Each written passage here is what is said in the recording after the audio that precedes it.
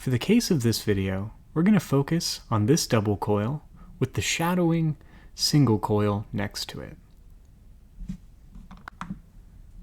For any piece of wire-wrapped jewelry, one of the big things to consider and to keep in mind while designing is how durable the piece can be. In this case, we wanted to incorporate both a double coil and a parallel coil to it that comes along and follows it without having to add too many connection points to the core post of our bracelet. In this video, I'll show you the start to finish process that I use for crafting coils like this, woven with a shadowing coil alongside.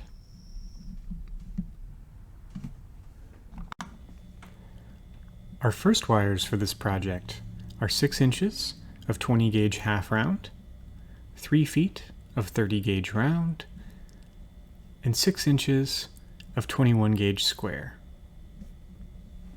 I'm going to begin by wrapping the entire length of my 30 gauge around the half round wire.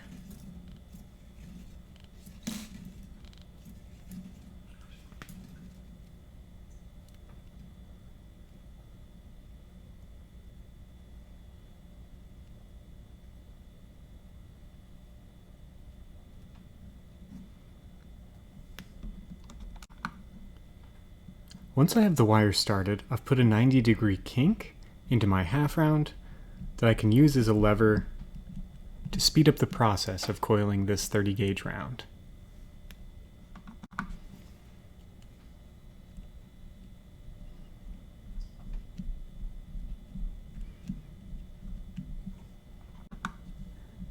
As this coiled section gets longer, I can flatten my half round back out straight and bend it closer to where my fingers are pinching to continue to have proper leverage.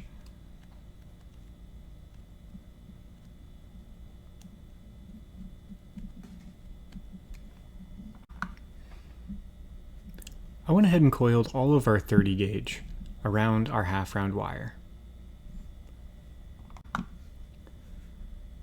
I prefer using half round for these types of coils because it's easier to get the coil started around a half round wire versus a round wire, because it has those edges that will hold the 30 gauge in place instead of having to pinch it tight with one hand around a round wire and get the coil started from there.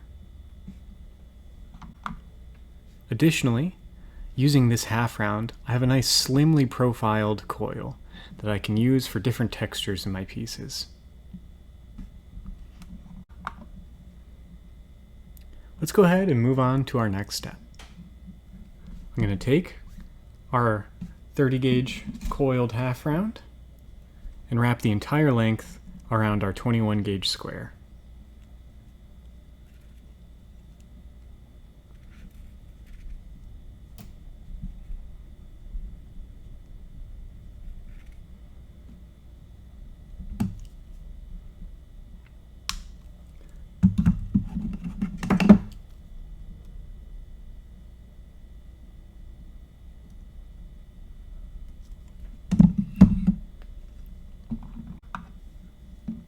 I prefer to use square for these post wires for these types of coils, because once again it does make it easier to have something with those hard edges that your wire can adhere to without having to add a ton of back bulk the other direction to keep this from twisting around the post. Similar to my preference for half round for the center of this coil, I prefer to use square for the center of our post wire. Using square as the post wire will still give us a round-shaped double coil as we go. However, it will reduce the amount of bulk that we have to build onto the back end to secure our half-round coil into place.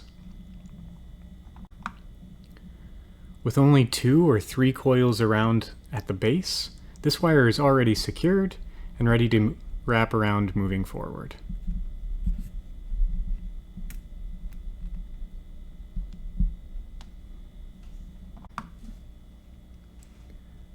As I coil this wire around our post, I just want to make sure that the flat side of my half round is always facing in towards the center of this coil.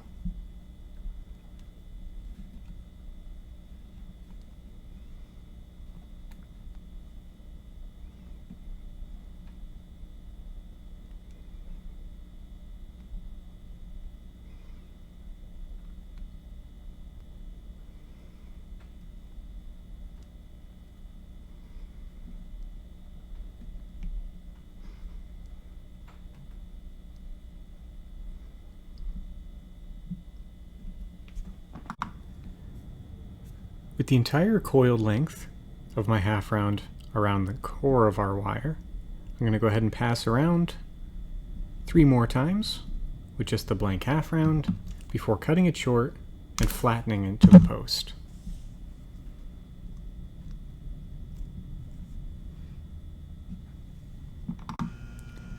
For our next step, I've cut another 6-inch segment of 21 gauge square and 3 feet of 28 gauge round.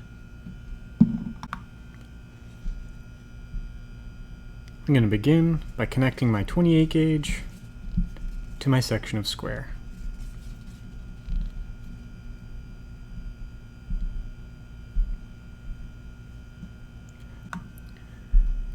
For the purpose of this video, I've done about 10 coils around the square.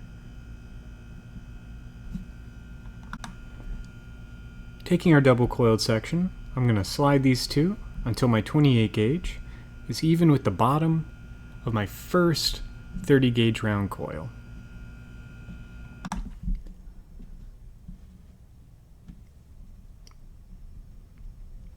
I've aligned my 2 wires with my double coiled section on the left and my single square on the right, with my 28 gauge wire coming up in between my 2 sections. I have the top of my 28 gauge wire here, coming just underneath the bottom of our first 30 gauge coiled section. I'm going to bring my wire over the top and around the outside edge on the left, and then back up between my 2 wires, where I can coil it 3 times around just my rightmost square.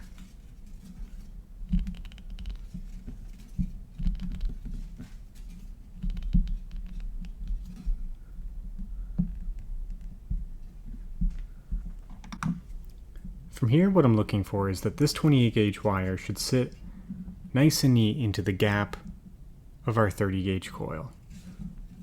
With 3 rotations around just my square, I'm a bit short, so I'm going to add 1 more.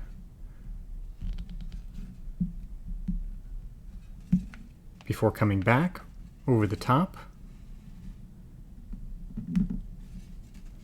of my double coil, and then back to my starting position.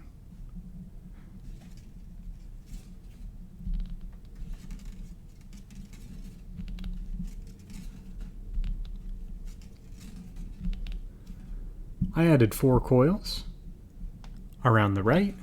We're going to repeat the same process through the whole length of our element.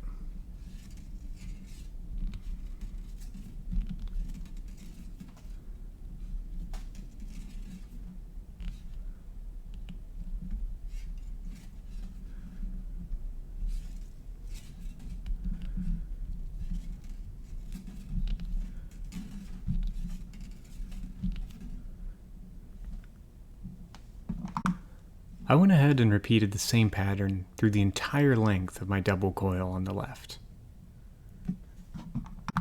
Ideally, my spacing on the coils on the right side should be close enough together to create the illusion that this is a separate coil running parallel to my double coil on the left. From here, I have some leftover 28 gauge that I can either go ahead and coil around my square here, or create a weave between the two, or use for any other element within my piece.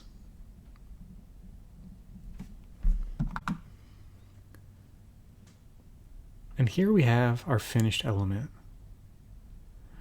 By weaving these 2 coils together, we can create a stable unit that doesn't require nearly as many connection points to the frame, but still has a nice sleek profile of the two coils following each other through the piece.